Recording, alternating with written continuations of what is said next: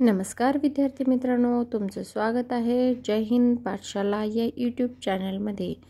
आज आपण राज्याची मार्गदर्शक तत्त्वे म्हणजेच DPSP यावर आयोगाने विचारलेले प्रश्न पाहणार आहोत। चला तर मग सुरुवात करूया आजच्या व्हिडिओला। तत्पूर्वी जर तुम्ही आमच्या चॅनलवर नवीन असाल चॅनलला सबस्क्राइब करा, जास्तीत जास्त गरजू मित्रांपर्यंत शेअर करा आणि हो व्हिडिओ आवडल्यास लाईक करायला विसरू नका। प्रश्न क्रमांक पहिला, भारतीय राजघटनेच्या 4थ्या भागात अनुच्छेद डॅश डॅश मध्ये राज्याच्या धोरणात्मक संबंधी मार्गदर्शक तत्वाचा समावेश करण्यात आलेला आहे। पर्याय उत्तर आहेत 1 52 ते 62, 2 36 ते 51, 3 79 ते 88 आणि 4 आहे 101 ते 114। या प्रश्नाचं उत्तर आहे पर्याय क्रमांक 2 36 ते 51। याच्यामध्ये DPSP direct to principle state policy मध्ये 36 ते 51 जे कलम आहे त्यामध्ये भारतीय संविधानाने मार्गदर्शक तत्वे दिलेली आहेत।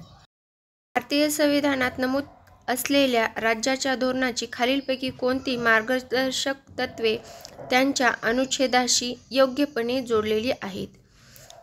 आता आपल्याला खाली काही कलमे दिलेत आणि त्या कलमामध्ये काय आहे याच्या जोड्या लावा दिलेल्या आहेत, त्या कुठल्या योग्य पद्धतीने जुटलेल्या आहेत ते आपल्याला पाहायचं आहे। अनुच्छेद 42 अ आहे अनुच्छेद 42 कामा ठिकाणी मानवी स्थिती आणि मातृत्व सुविधा। ब आहे अनुच्छेद 43 कुटीर उद्योग विकसित करणे आणि क आहे अनुच्छेद 50 कार्यकारी मंडळापासून न्यायमंडळ विभक्त ठेवणे। तर या प्रश्नाचं उत्तर आहे पर्याय क्रमांक 1 अ ब क तिन्ही उत्तरे किंवा तिन्ही कलमे त्याच्या ज्या तरतुदी आहेत याच्याशी योग्य पद्धतीने जुळलेल्या आहेत। राज्याच्या नीतिनिर्देशक तत्वांमध्ये खालीलपैकी कोणत्या तत्वाचा समावेश करण्यात आलेला आहे। अ आहे नागरिकांना पुरुषांना उपजीविकेसाठी पुरेसे साधन मिळण्याचा समान अधिकार। ब आहे स्त्री पुरुष दोघांसाठी समान कामासाठी समान वेतन आहे। क कामगार स्त्री आणि पुरुष यांचे आरोग्य आणि सामर्थ्य आणि मुलांच्या कोवळ्या वयाचा दुरुपयोग होऊ नये आणि आर्थिक गरजेमुळे नागरिकांना त्यांचे वय आणि सामर्थ्य यांना न पेलणाऱ्या व्यवसाय करण्यास भाग पाडू नये। पर्याय उत्तर आहेत 1 फक्त 2 फक्त अ आणि क, 3 आहे ब आणि क आणि 4 आहे अ ब क। तर राज्याच्या नीतिनिर्देशक तत्वामध्ये म्हणजेच DPSP मध्ये आपल्याला असं सांगितलेलं आहे की प्रत्येक नागरिकाला समान वेतन भेटेल, ती स्त्री असो या पुरुष असो। त्याचबरोबर यामुळं स्त्री किंवा पुरुषाच्या आरोग्याला कुठलीही हानी पोचता कामा नये, जेणेकरून त्यांच्या सामाजिक आयुष्यात म्हणजेच त्यांच्या मुलाबाळासाठी त्यांच्या आईवडिलांसाठी कुठलाही व्यवसाय जो की त्यांच्या शरीराला किंवा त्यांच्या आर्थिक परिस्थितीला जड होणार नाही असा केला जाणार नाही। आणि त्याचं कलम आहे कलम 39 मध्ये स्पष्ट सांगितलेलं आहे की स्त्री असो वा पुरुष यांना समान कामासाठी समान वेतन भेटेल। काय तर या प्रश्नाचं उत्तर आहे पर्याय क्रमांक 4 अ ब क। पैकी भारतीय संविधानातील कोणते अनुच्छेदे गांधीवादी विचारसरणीवर आधारित आहेत। ए आहे अनुच्छेद 43, बी आहे अनुच्छेद 47, सी आहे अनुच्छेद 48 आणि डी आहे अनुच्छेद 39 अ। पर्यायी उत्तर आहेत 1 फक्त ABC, 2 फक्त BCD, 3 आहे फक्त ABCD आणि 4 आहे फक्त ACD। तर या प्रश्नाचं उत्तर आहे पर्याय क्रमांक 1 म्हणजेच काय, तर गांधीवादी विचारसरणीला अनुच्छेद 43, त्याचबरोबर अनुच्छेद 47 आणि 48 ही तिन्ही कलमे गांधीवादी विचारसरणीला लागून आहेत. प्रश्न क्रमांक 5. भारतीय राज्यघटनेत कोणत्या अनुच्छेदाच्या सार्वजनिक सेवांमध्ये न्यायपालिकेला कार्यकारी मंडळ पासून वेगळे करण्यासाठी पावले उचलण्याचे निर्देश आहेत? 1 आहे अनुच्छेद 58, 2 आहे अनुच्छेद 44, 3 आहे अनुच्छेद 52 आणि 4 आहे अनुच्छेद 50. तर या प्रश्नाचं उत्तर आहे पर्याय क्रमांक 4. अनुच्छेद 50 मध्ये आपल्या न्यायपालिकेला कार्यपालिकेपासून वेगळं केलेलं आहे. याची दुसरी कलमे पाहून घेऊ. कलम 58 मध्ये राष्ट्रपतीची पात्रता दिलेली आहे. त्याचबरोबर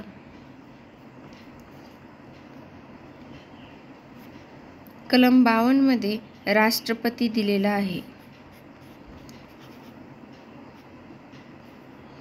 आणि कलम 44 आपला सर्वांना माहीत आहे, समान नागरी कायदा. भारतीय राज्यघटनेतील मार्गदर्शक तत्त्वाच्या भारतीय राज्यघटनेतील अनुच्छेदाच्या क्रमानुसार योग्य क्रम लावा. अ आहे पर्यावरणाचे संरक्षण व सुधारणा, ब आहे जनतेचे राहणीमान व सार्वजनिक आरोग्य सुधारणे, क आहे अनुसूचित जाती आणि दुर्बल घटकांच्या हिताचे संरक्षण करणे आणि ड आहे नागरिकांसाठी समान नागरी कायदा लागू करणे. या प्रश्नाचं उत्तर आहे पर्याय क्रमांक 4 ब, क, ड आणि अ. पर्यावरणाचं संरक्षण करणं हा सगळ्यात शेवटी मुद्दा आहे. पहिले मुद्दा आहे जनतेचं राहणीमान, सार्वजनिक आरोग्य, त्याचबरोबर म्हणजेच हा एक असं म्हणता येईल की आपला बिलो पॉवर्टीच्या वरचे लोक, त्यानंतर अनुसूचित जाती जमाती दुर्बल घटकांचं आर्थिक रक्षण देणं, म्हणजे त्यांना जर पैशाची कमी असेल तर कुठंतरी फीसमध्ये कमी देणं किंवा या गोष्टी करून त्यांना एका समान लेवलवर आणणं, त्याचबरोबर सर्व नागरिकांसाठी एक समान नागरी कायदा लागू करणं आणि सगळ्यात शेवटी जो आहे ते एवढं सगळं करताना पर्यावरणाचं सुद्धा आपण रक्षण केलं पाहिजे. तर पुढचा प्रश्न आहे 42व्या घटनादुरुस्तीने 1976 द्वारा खालीलपैकी कोणते मार्गदर्शक तत्त्व भारतीय संविधानात जोडण्यात आले नाही? 1. मुलांच्या निरोगी विकासाच्या संधी सुधारित करणे, 2. पर्यावरणाचे रक्षण आणि सुधारणा करणे आणि जंगल व वन्यजीव यांचं संरक्षण करणे, 3. समान न्यायाचा प्रसार करणे आणि गरिबांना मोफत कायदेशीर मदत करणे आणि 4 आहे राज्याच्या सार्वत्रिक सेवांमध्ये न्यायपालिकेच्या कार्यकारी मंडळापासून वेगळे करणे. तर या प्रश्नाचं उत्तर आहे पर्याय क्रमांक 4, कारण हे नंतर ॲड केल्यानं राज्याच्या कार्यकारी मंडळापासून न्यायमंडळ विभक्त करणं हे कलम 50 मध्ये अगोदरपासूनच होतं. यानंतर पुढील प्रश्न मार्गदर्शक तत्त्वे घटनेतील समाविष्ट करण्याचा घटनाकारांचा कोणता उद्देश होता? 1. कल्याणकारी राज्याची स्थापना करणे, 2. केंद्र सरकारला मार्गदर्शन करणे आणि 3. घटक राज्यांना मार्गदर्शन करणे आणि 4. सामाजिक व आर्थिक न्याय प्रस्थापित करणे. तर या प्रश्नाचं उत्तर आहे पर्याय क्रमांक 1. कल्याणकारी राज्य स्थापण्यासाठी मार्गदर्शक तत्त्वे हे घटनेत समाविष्ट करण्यात आलेले आहेत आणि तसं घटनाकारांनी सांगितलेलं सुद्धा आहे की कल्याणकारी राज्याची स्थापना करण्यासाठीच आम्ही मार्गदर्शक तत्त्वे समाविष्ट करणार आहोत. यानंतर पुढील प्रश्न आहे भारतीय राज्यघटनेत कोणते कलम राज्यात संपूर्ण भारतात प्रदेशात समान नागरी संहिता प्रस्थापित करण्याचे निर्देश देते? 1. कलम 51, 2. कलम 44, 3.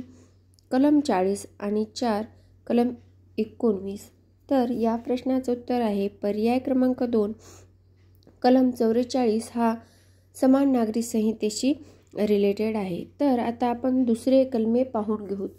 कलम 51 हे अंतर्गत राज्य वाद निवारणासाठी आहे. त्याचबरोबर कलम 40 हे ग्रामपंचायतीची स्थापना जे की गांधीवादी तत्व आहे त्याच्याशी रिलेटेड आहे. आणि कलम 19 हे व्यक्तिगत स्वातंत्र्याशी रिलेटेड आहे. पुढील प्रश्न आहे खालीलपैकी कोणती उदाहरणे राज्य धोरणाच्या मार्गदर्शक तत्वाची अंमलबजावणी करतात. एक अ आहे किमान वेतन कायदा 1948, ब आहे मातृत्व लाभ कायदा 1961, क आहे राष्ट्रीय वन धोरण 1988 आणि ड आहे महात्मा गांधी राष्ट्रीय ग्रामीण रोजगार हमी योजना 2006.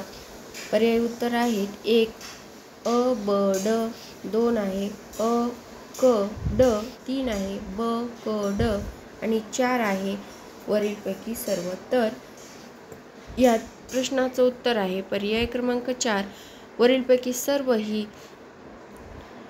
राज्य धोरणाच्या मार्गदर्शक तत्वाची अंमलबजावणी करण्यासाठी नवीन कायदे निर्माण केलेले आहेत.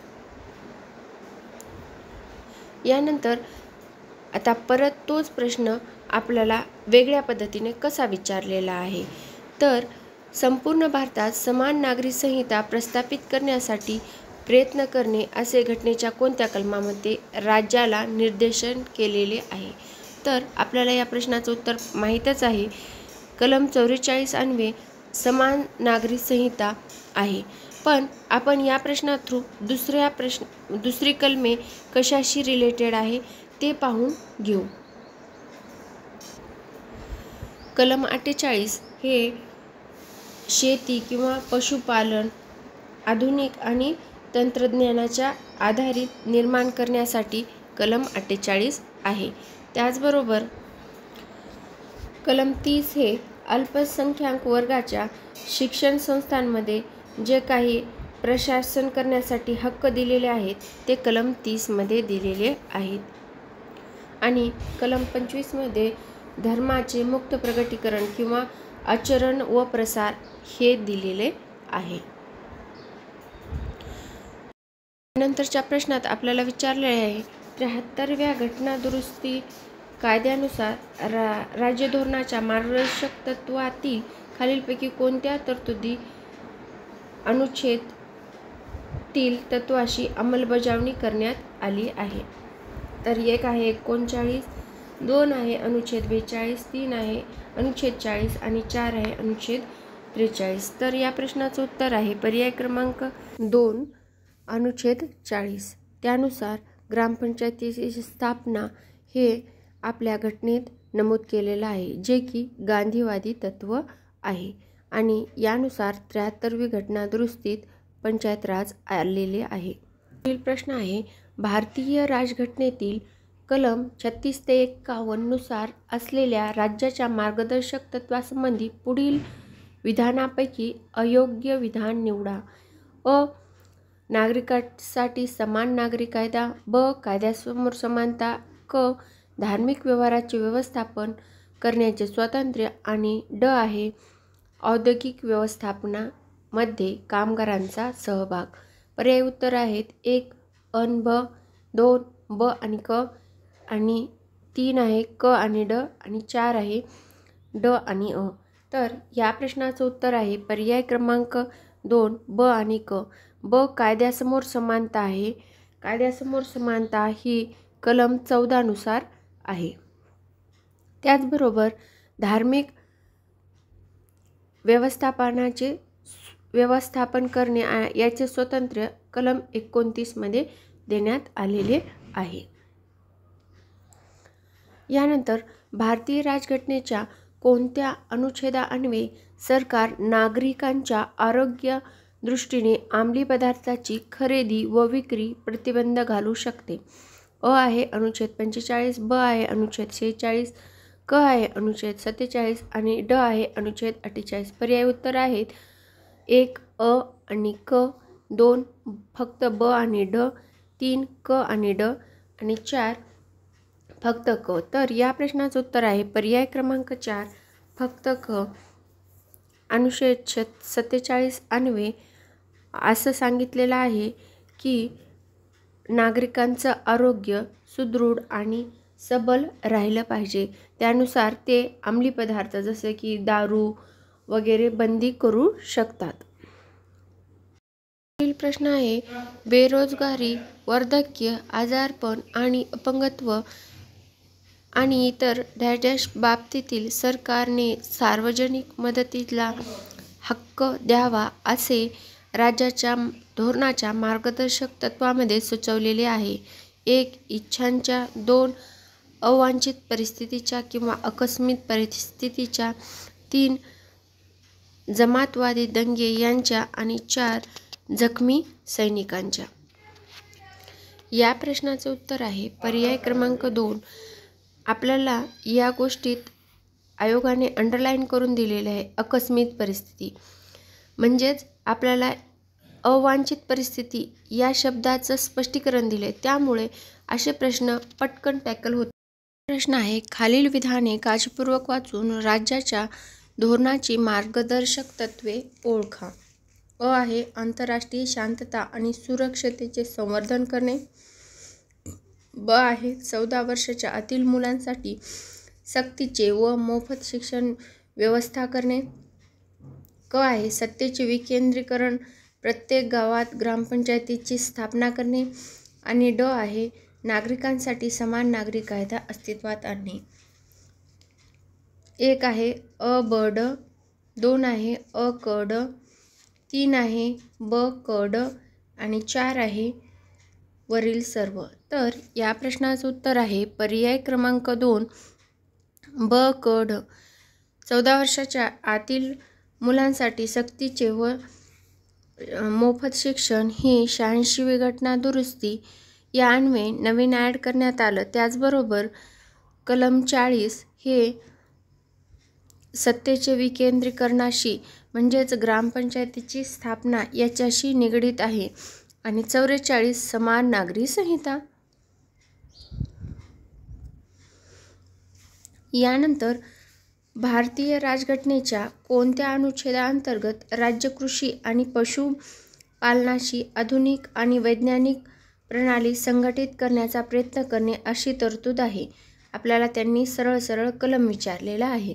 1 अनुच्छेद 38, 2 39, 3 अनुच्छेद 46 आणि 4 अनुच्छेद 48. तर या प्रश्नाचं सुद्धा स्ट्रेट फॉरवर्ड उत्तर आहे पर्याय क्रमांक 4 अनुच्छेद 48. म्हणजेच कलम 48 मध्ये कृषी आणि पशुपालनाची आधुनिक आणि वैज्ञानिक प्रणाली संघटित करणे असं सांगितलेलं आहे. यानंतर राज्याच्या धोरणाच्या मार्गदर्शक तत्वासंदर्भात योग्य विधाने. अ ही संकल्पना आयरिश संविधानातून घेतली आहे. त्यांचा अंतर्भाव घटनेच्या 4थ्या भागात आहे. क त्यांची अंमलबजावणी करणे राज्यांवर बंधनकारक आहे. आणि ड ती सर्व गांधीवादी विचारसरणीवर आधारित आहेत. पर्याय उत्तर आहेत 1 फक्त अ आणि क, 2 आहे ब आणि ड, 3 आहे अ आणि ब आणि 4 आहे फक्त अ आणि ड. तर या प्रश्नाचं उत्तर आहे पर्याय क्रमांक 3 अ आणि ब. अ ही संकल्पना आपण आयर्लंडच्या संविधानातून घेतलेली आहे DPSP. त्याचबरोबर याचा 4थ्या भागामध्ये समावेश होतो DPSPचा. आणि त्याची अंमलबजावणी करणं हे राज्यांवर बंधनकारक नाही, कारण आपले जेव्हा मार्गदर्शक तत्त्वे ॲड केली तेव्हा त्यांना एकच वाटलं की आपल्या देशासाठी एक आदर्श मार्गदर्शन राहावं, म्हणून ही तयार केलेली होती. आणि ती सर्व गांधीवादी विचारसरणीवर, काही भाग आहे त्याचा गांधीवादी विचारसरणीवर, पण सर्वच्या सर्व गांधीवादी विचारसरणीवर डिपेंड नाही आहेत. यानंतर खालील तरतुदीचा अंतर्भाव भारतीय राज्यघटनेत च्या ह्या भागात केला आहे. राज्य ग्रामपंचायतीची स्थापनेची योजना करील त्यांना स्वशासनाचा एक घटक म्हणून आवश्यक अशी कार्य करण्यास अधिकार व सत्ता देऊन समर्थ बनविण्यासाठी पावले उचलतील. भाग 1 पर्याय उत्तर आहेत. भाग 1 संघ आणि तिचे राज्य किंवा प्रांत. भाग 4 राज्याचे ध्येय धोरणाची मार्गदर्शक तत्त्वे. तिसरा आहे भाग 9 स्थानिक स्वशासन म्हणजेच पंचायत राज. आणि 4 आहे भाग 3 मूलभूत अधिकार. आपल्याला यामध्ये काय विचारले, भारतीय राज्यघटनेच्या कोणत्या भागामध्ये खालील तरतुदी म्हणजेच हे जे वाक्य वाचले मी, राज्य ग्रामपंचायतीची स्थापनाची योजना करील आणि त्याचं स्वशासन असेल असं आवश्यक कार्य करण्यास अधिकार देऊन त्याला समर्थशाली बनवेल. तर या प्रश्नाचं उत्तर आहे पर्याय क्रमांक 2 हे DPSP मध्ये आहे.